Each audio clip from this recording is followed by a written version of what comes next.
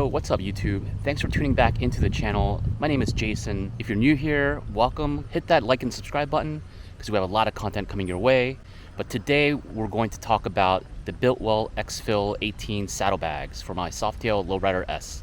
But before I start, I did want to give a shout out to the winner of last week's giveaway. I'll list that here. So shout out to you. DM me on Instagram. We'll send out those sunglasses for you. Thanks again for supporting the channel. I really appreciate it.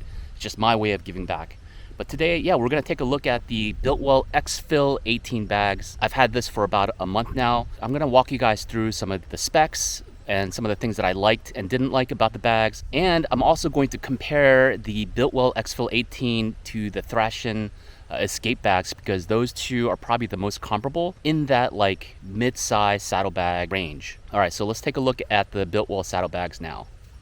All right guys, so as you can see, here are the Biltwell Exfil-18 bags. They come as a set. If you didn't know, you have a nice little logo right here with the Biltwell Exfil-18, and it's called the Exfil-18 because that's how they name their bags, by how many cans of beer you can fit into the bags. Essentially, you can fill up to 18 12-ounce cans of beer or soda into this bag, but it is pretty roomy. And I'm going to list the dimensions here below. Now these, in compared to the THRASHING escape bags, the Biltwell Exfil-18 is slightly larger, it is slightly roomier, not by that much, but by like a ½ inch to an inch. So the price on these bags are $2.99 as opposed to the THRASHING escape bags, which are $3.49. So it's about $50 less and it's a little bit larger. The first thing that you'll notice is just a lot of MOLLE straps here all over the bags. If you don't know what MOLLE is, it's a tactical gear design. So you can add attachments to the bag, whether it's carabiner clips, like I have here, or you can attach straps to it and then put like a blanket on top or on the side. For those who need a little bit of flexibility and like to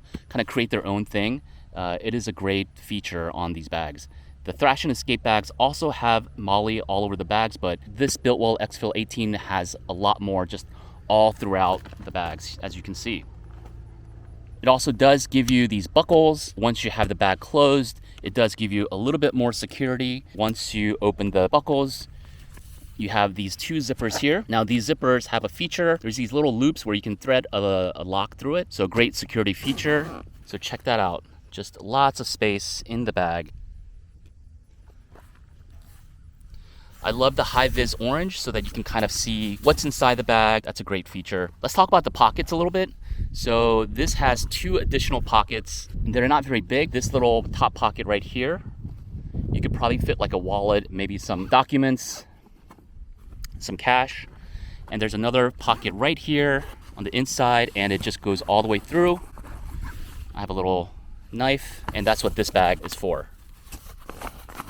I also like that they give you a handle, and what's cool about this is just a throw over saddlebag, meaning you can throw over it on the rear fender. It really works best with step-up seat, sort of like the Stadelman step-up seat that I have here, because then it just locks it into place. It also comes with rain covers. I don't have them with me right now because it's not raining. So some other features on this Biltwell bag is it is UV treated, so it won't fade. It has 1680 denier ballistic nylon exterior, which resists moisture and fading. It's got a strong, flexible EVA foam panels on the inside the main compartment, which adds to the integrity and the durability to the interior compartments. Another feature that I like about these Biltwell bags over the escape bags is that it is detachable. So I'll show you here. So it has little zippers right here, and you can detach these bags in case you are going to sleep at a hotel and you need to take the bags with you. Another feature that I really like is that they're not just held on by the zippers, but it has two Velcro attachment points, one on the top and one on the inside. So just in case when you're riding and the zipper gets undone, you still have 2 points of security for the bag. The THRASHING escape bags, I don't think they're detachable. I could be wrong, but I looked at a lot of the pictures. It didn't seem like it was detachable. Biltwell and the THRASHING escape bags they both come with rain covers. They're both made of the similar materials. They're both very similar in size. They both have MOLLE on it. THRASHING escape bags do come with brackets. Now I'll get to that point right now. One of my dislikes for this bag is, you'll see here, even when you don't have things loaded onto the bags, it just kind of tends to droop a little bit. So aesthetically, not my favorite thing in the world, whereas the escape bags, they do come with brackets so it can hold up the bags a little bit nicer. These are just minor things that might make or break the decision one way or the other for you. The last thing that I will say about these bags You know, it's great that it has a lot of security. I love the fact that it does have the zipper and the buckle attachments. You know, I like to get in and out fairly quickly. That's what she said. But when I buckle this up, that is the quickest way I can get this bag closed. And I don't want to fuss with the zipper. But when I don't, it just looks very sloppy, right? Like there's gaps and openings. So you really do have to use the zipper. Now, one thing about the zipper that I've noticed is it's just very difficult. It is a little fussy. You have to basically, there's this little lid that you have to pull up to access the zipper, and then you can unzip. But if you don't do that, it is quite cumbersome to try to like zip it up. I'm not sure if I'm doing the best job at demonstrating because I'm holding the camera with one hand and kind of doing this with the other. But the fact that it does have 2 points of entry, meaning the zipper and the buckles, sometimes I forget things and like I have to go back into the bag. So that means I have to unbuckle the buckles and then like unzip. It is kind of a hassle, whereas I just like to just buckle it up and then get going. If I just use the buckles, that means it's not going to look great. It's going to kind of look a little sloppy and a little floppy.